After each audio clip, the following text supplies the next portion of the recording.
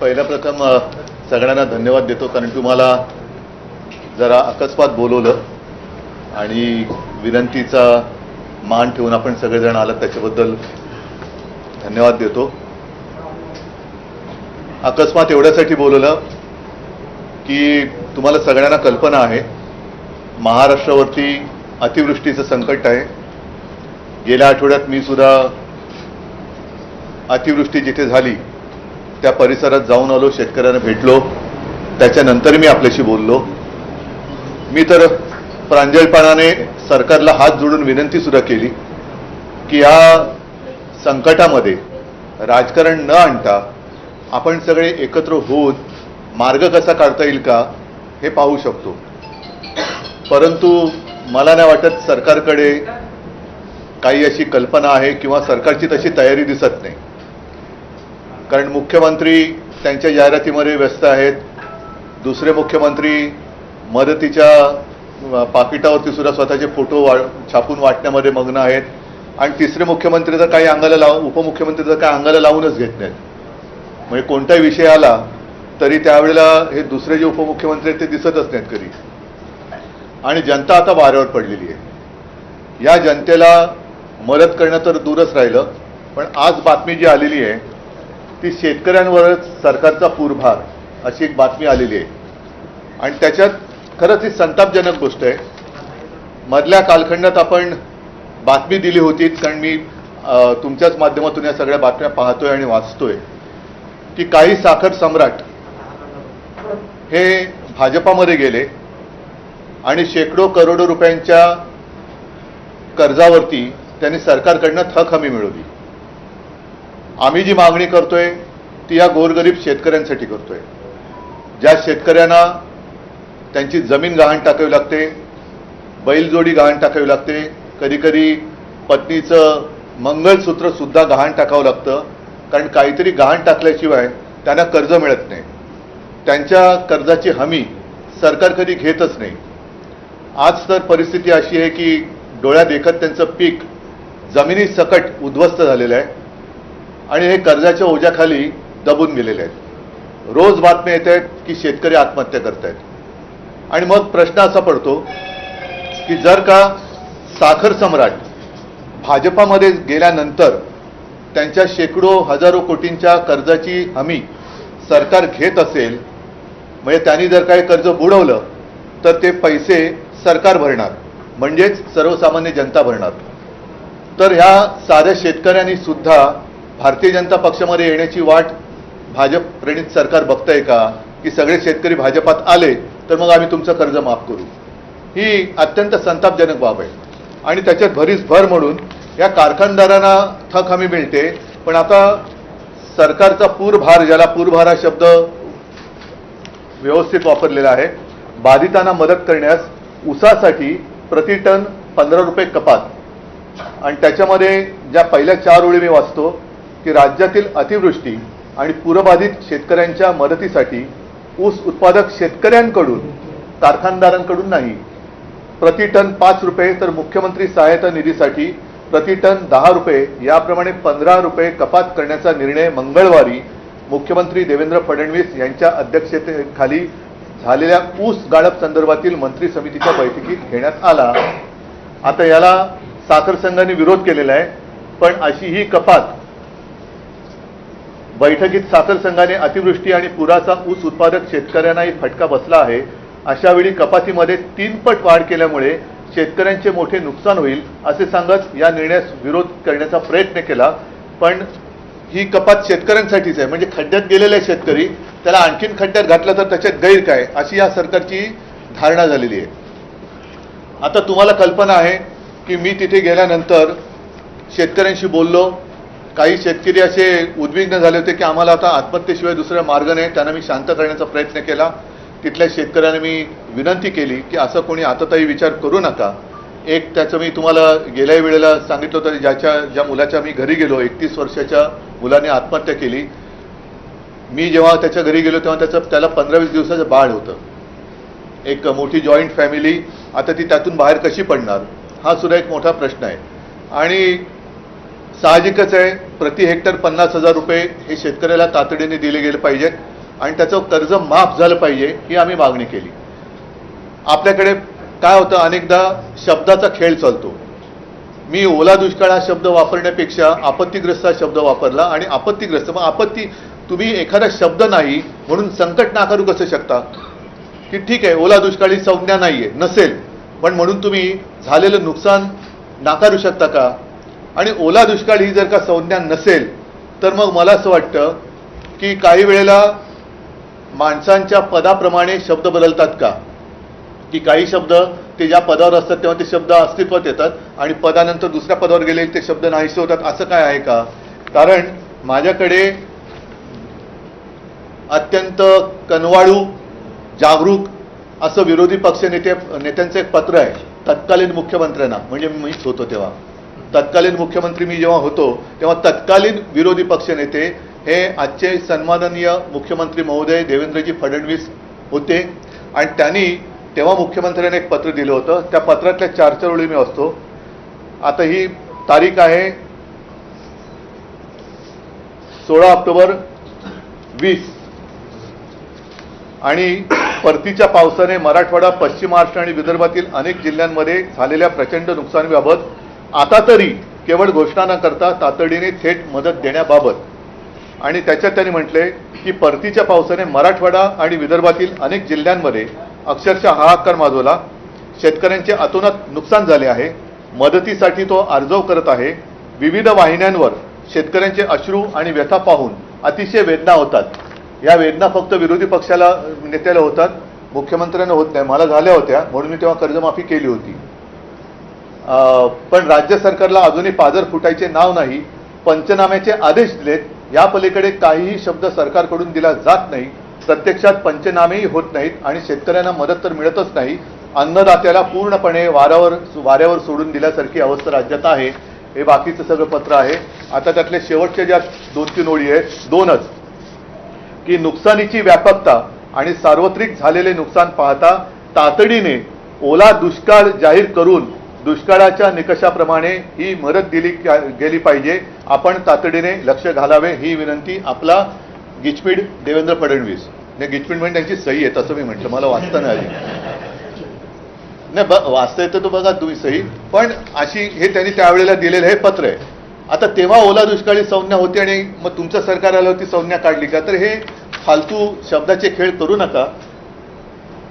त्यावेळेला सुद्धा आमची नियत काढली गेली, सगळं काढलं गेलं, पण शेतकऱ्याला आज जी मदत पाहिजे ती अजूनही दिली जात नाहीये. मुख्यमंत्रीमध्ये पंतप्रधानांना भेटून आले, पंतप्रधान तिकडे प्रस्तावाची वाट बघतायत आणि मुख्यमंत्री आपला अभ्यास चालू आहे. 2 उपमुख्यमंत्री, 2 हाफ आणि 1 फुल 2 हाफ असे त्यांचा अभ्यास आणि प्रस्ताव बनवणं सुरू आहे. आता हे जे काय थोतांड आहे, केंद्राचं पथक, माझ्या माहितीप्रमाणे, आपल्याकडे माहिती असेल तर मला, मी चुकीचं बोलत असेल तर मला करेक्ट करा, की केंद्राचं पथक अजूनही राज्यात आलेलं नाही. केंद्राचं पथक येणार केव्हा, येणार की नाही येणार, आल्यानंतर त्यांची सगळी पाहणी होणार कधी, मग त्यांचे पंचनामे होणार कधी, म्हणजे हे सगळं या सरकार म्हणजे एकदम निर्दयीपणाने हा कारभार चाललेला आहे. एक तर तातडीने मी पुन्हा त्याचा पुनरुच्चार करतो की शेतकऱ्याचं कर्ज माफ झालं पाहिजे. तुम्ही त्याला ओला दुष्काळ म्हणा, नाही तर तुमच्या अकलीचा दुष्काळ म्हणा, काही म्हणा, पण शेतकरी आज संकटात आहे. शेतकऱ्याला ताबडतोब हेक्टरी 50,000 रुपये मदत झाली पाहिजे. बाकीचे सुद्धा खूप विषय आहेत, कारण घरदारं वाहून गेलेली आहेत. पंतप्रधान आवास योजना हे मी यापूर्वी सुद्धा बोललेलं, तशी ग्रामीण योजना परत एकदा आणा किंवा नव्याने आणा आणि शेतकऱ्यांची जी ज्याला मी काय म्हणेन, जेमतेम काही घर आहे त्याला घर म्हणणं सुद्धा फार धाडसाचं ठरेल अशा प्रकारचे निवारे आहेत, खोपटी आहेत आणि ते पाण्यामध्ये वाहून जातात. आता यांचे निकष काय की ज्यांचं काय घरदार वाहून गेले त्या घरात 48 तास पाणी राहिलं पाहिजे. हा कुठला निकष आहे? तर ही जी सगळी तात्पुरत्या स्वरूपातली घरं आहेत त्यांना नुसती डागडुजी नाही तर त्यांना पक्क्या स्वरूपाची घरं ही प्रधानमंत्री आवास योजनेतून फुकटात बांधून दिली गेली पाहिजेत. शाळा सुद्धा ताबडतोब सुरू केल्या गेल्या पाहिजेत. आणि पहिली महत्त्वाची गोष्ट, याच्यात सुद्धा माझ्याकडे माहिती आलेली नाही, पण जेव्हा मी मुख्यमंत्री होतो आणि पश्चिम महाराष्ट्रामध्ये अतिवृष्टी झाली होती, मी त्या छावण्यांना सुद्धा भेट दिली होती. नागरिकांचं आम्ही स्थलांतर केलं होतं, त्यांना सुरक्षित ठिकाणी त्यांना निवारे उपलब्ध करून दिले होते. मग काही कॉलेजेस असतील, काही आणखीन कोणाच्या बिल्डिंग होत्या, काही ठिकाणी आम्ही छावण्या उभारल्या होत्या, त्यांना तिकडे आम्ही हलवलं होतं. त्यांच्या आरोग्याची सुद्धा आम्ही एक व्यवस्था केली होती, कारण असा पाऊस झाल्यानंतर रोगराई पसरण्याचा धोका असू शकतो. त्याच्यामुळे ताबडतोब या नागरिकांना सुरक्षित आणि चांगल्या ठिकाणी हलवून त्यांच्या आरोग्याची काळजी घेण्याची गरज आहे. गुरांना सुद्धा, ज्यांची गुरं आता आहेत काही वाहून गेली आणि जी गुरं आहेत त्यांना खायला कडबा नाही आहे, म्हणजे इथपर्यंत परिस्थिती आहे. तर त्या गुरांना सुद्धा काही रोगराई होऊ नये आणि तातडीने त्या गुरांची सुद्धा काय तुम्ही कुठूनही आणा, कडबा आणा. म्हणजे परिस्थिती अशी आहे की 80 कोटी लोकांना देशातल्या माननीय प्रधानमंत्री फुकटात धान्य देतात, पण हे धान्य जो पिकवतो तो शेतकरी आज उपाशी मरतोय. त्या शेतकऱ्याला तुम्ही अन्नधान्य का देत नाही आहात? त्या शेतकऱ्याच्या सुद्धा आरोग्याची काळजी कोण बघणार आहे? मग ह्या मदतीचे जे कागदी घोडे आहेत, हे कागदी घोडे तुम्ही नुसते नाचवत बसू नका, पण ताबडतोबीने शेतकऱ्यांबरोबर ज्या नागरिकांची घरदारं वाहून गेलेली आहेत त्यांना चांगल्या ठिकाणी हलवून त्यांच्या छावण्या चांगल्या उभारल्या पाहिजे. छावण्या म्हणजे छळ छावण्या नव्हे, पण चांगल्या निवाऱ्याची सोय केली गेली पाहिजे. त्यांची घरदारं नीटनेटकी होत नाही तोपर्यंत त्यांच्या आरोग्याची काळजी घेतली पाहिजे. शाळांची सुद्धा आता एक स्वच्छता मोहीम करून शाळा लवकर सुरू केल्या पाहिजेत. नंतर अनेक ठिकाणी शेत जमिनी वाहून गेल्या आहेत, खरडून गेलेल्या आहेत. त्यांचं नुकसान तर फार मोठं आहे, पण शेत जमिनीबरोबर रस्ते सुद्धा वाहून गेलेत. म्हणजे अनेक ठिकाणी गावांचा किंवा वस्त्यांचा संपर्कच तुटलेला आहे. तर ताबडतोबीने तिकडे रस्त्यांची कामं सुरू झाली पाहिजेत. खूप मोठी कामं आहेत, खूप मोठं हे संकट आहे. परत एकदा सांगतो, आम्हाला याच्यामध्ये राजकारण आणायचं नाही, पण आम्ही किती जरी म्हटलं तरी सरकार ज्या पद्धतीने कामकाज करते किंवा करत नाहीये हे मात्र संतापजनक आहे. नुसते कागदी घोडे नाचवण्यापेक्षा तिथे शेतकऱ्यांमध्ये जा, काय हवं नको ते बघा. केंद्राचं पथक कधी येणार? आज मी असं म्हणत होतो की खरं म्हणजे मुख्यमंत्री आणि दोन्ही उपमुख्यमंत्र्यांनी नुसते मोजरे मारायला दिल्लीत जाता, त्याच्यापेक्षा महाराष्ट्राच्या हक्काच्या मागणीसाठी, महाराष्ट्र संकटात आहे त्या मागणीसाठी म्हणून त्यांनी दिल्लीला जायला पाहिजे. या संदर्भात विखे पाटलांना प्रश्न केला होता, मी जो मुद्दा उपस्थित केला, तर ते म्हणतात की कुठेतरी गैरसमज निर्माण केला जातो, गैरसमज निर्माण केला जातो. आम्ही कारखान्याच्या व्यवहारातून हे पैसे घेतले जाणार आहेत. मग बातमी खोडा तुम्ही, बरं ती बातमी खोडा ना तुम्ही, ही त्यांचा प्रश्न आहे. बातमी आली कशी? पण हे जरी असेल तरी अतिवृष्टी झाली हा गैरसमज आहे का? पिकं उद्ध्वस्त झाली हा गैरसमज आहे का? घरदारी वाहून गेली हा गैरसमज आहे का? रस्ते वाहून गेलेत हा गैरसमज आहे का? मुलांची पुस्तकं, वह्या पुस्तकं वाहून गेली हा गैरसमज आहे का? शेतकरी आत्महत्या करतायत हा गैरसमज आहे का? म्हणजे काय तुम्ही कोणत्या काळामध्ये किंवा कोणत्या जगात राहतायत ही लोक मला कळत नाही. उद्धवजी, भाजपचं असं म्हणणं आहे की पूरग्रस्तांना जर मदत करायची असेल तर आपल्या पक्षाने दसरा मेळावा रद्द करावा किंवा साधेपणाने. मला एवढंच म्हणायचंय की त्यांनी जी काय जाहिरातबाजी चालवली होती ना, त्या जाहिरातीत जेवढा पैसा खर्च केला ना तेवढा पैसा तरी द्यावा. या मदतीवरूनच आरोप प्रत्यारोप होत्या. तुम्ही किंवा तुमच्या पक्षाच्या नेत्यांनी जे म्हटलं की फोटो लावून मदत केली जाते, त्यावर उपमुख्यमंत्री शिंदे यांचं असं म्हणणं आहे की त्यांना मी उपमुख्यमंत्री मानत, गद्दाराच्या प्रश्नाला मी उत्तरच देत नाही. पण त्यावर ते फोटो बघण्यापेक्षा गद्दाराच्या आणि पूर्वीही अशी मदत केली जात होती आणि तेव्हाही फोटो छापले जात होते. मी गद्दाराच्या प्रश्नाला उत्तरच देत नाही. गद्दार तो गद्दारच, आज सुद्धा बोलतो तो गद्दारच आहे आणि गद्दाराला मी उत्तर देत नाही.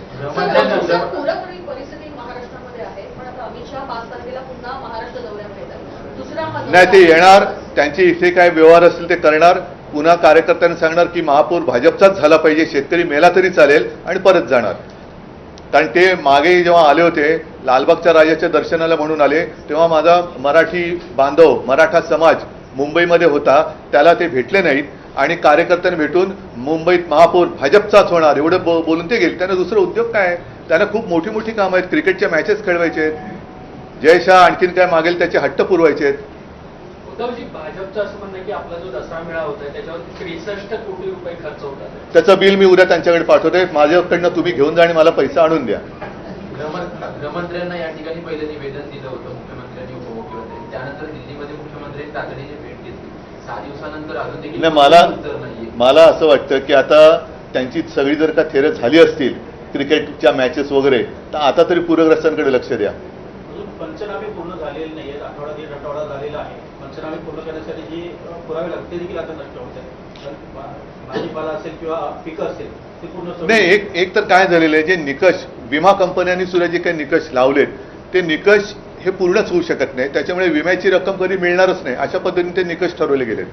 पंचनामे सुद्धा माझं तेच म्हणणं आहे की पंचनामे अजून पुरे होत नाही. आणि पंचनामे कसले करताय?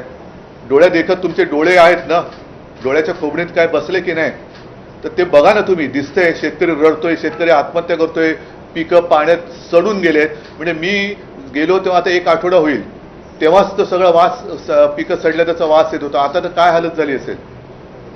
म्हणजे पंचनामे कसले पंचनामे करताय? ताबडतोब तुम्ही बरं, बँकांच्या नोटीस अजून चालूच आहेत.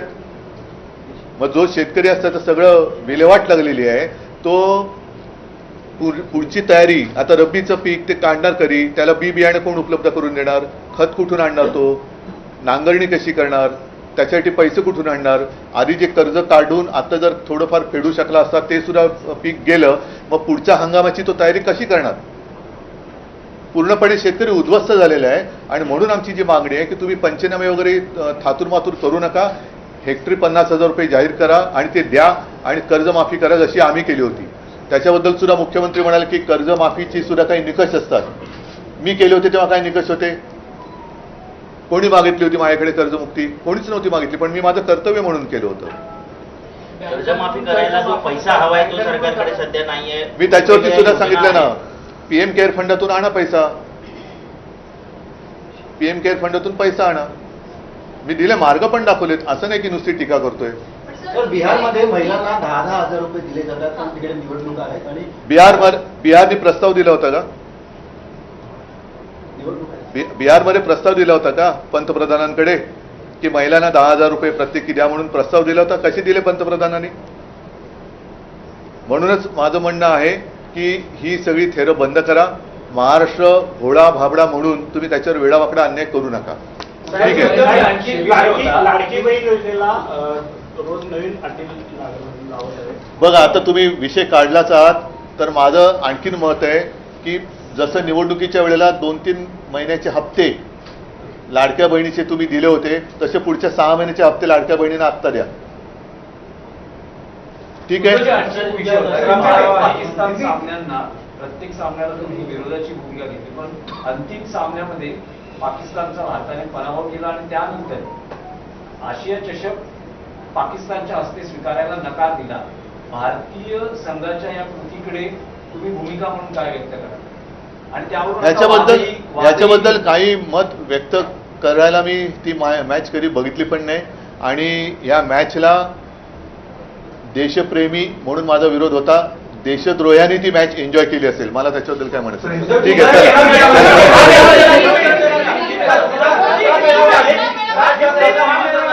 ठीक आहे. एक मिनिट बोलतो. 50,000 रुपये पर हेक्टर आणि शेतकऱ्याची कर्जमाफी. धन्यवाद.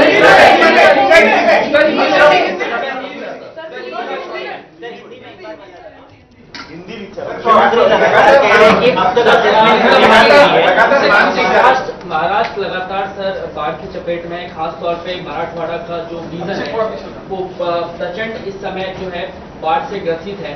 आप लोगों की क्या मांग है? मैंने पहले भी आपके साथ जब बात की थी तो मैंने कहा था कि 2 चीजें खास कर तुरंत होनी चाहिए. एक तो सरकार की ओर से हर जो काश्तकार है उसको पर हेक्टर 50,000 रुपया मिलना चाहिए, देना चाहिए. और उनके ऊपर जो लोन है उससे उनको मुक्त किया जाना चाहिए. अभी मैंने जो एक खत पत्र का उल्लेख किया था, ये आज के जो अपने मुख्यमंत्री है देवेंद्र जी फडणवीस, वो जब विरोधी विपक्ष के नेता थे और मैं चीफ मिनिस्टर था, तब उन्होंने एक पत्र मुझे खत लिखा था. और जो मांग हम कर रहे हैं या पूरी जनता कर रही है कि जिसको मराठी में कहते हैं ओला दुष्काळ, मुख्यमंत्री जी का कहना है कि ऐसी कोई संज्ञा है नहीं होगी, लेकिन संकट तो है. और ये जो पत्र उन्होंने मुझे दिया था उसमें स्पष्ट शब्दों में लिखा है, मराठी में लिखा है कि ओला दुष्काळ तातडीने ओला दुष्काळ जाहीर करून दुष्काळाच्या निकषाप्रमाणे मदत केली गेली पाहिजे. तो आप ही ने लिखा हुआ खत है. तो अभी अब तो विपक्ष का नेता वो नहीं बनने देते, तो चलो यही मेरा नाम ऊपर डालकर उनको मैं ये लेटर दे देता हूं कि अब आप बैठे वहां मैंने तो उस वक्त मदद की थी, जितनी मैं कर सकता तो मदद की थी मैंने। 2-3 बार, एक बार तो त्योकते साइक्लोन आया था, दूसरी बार निसर्ग। तर उद्धव ठाकरेंनी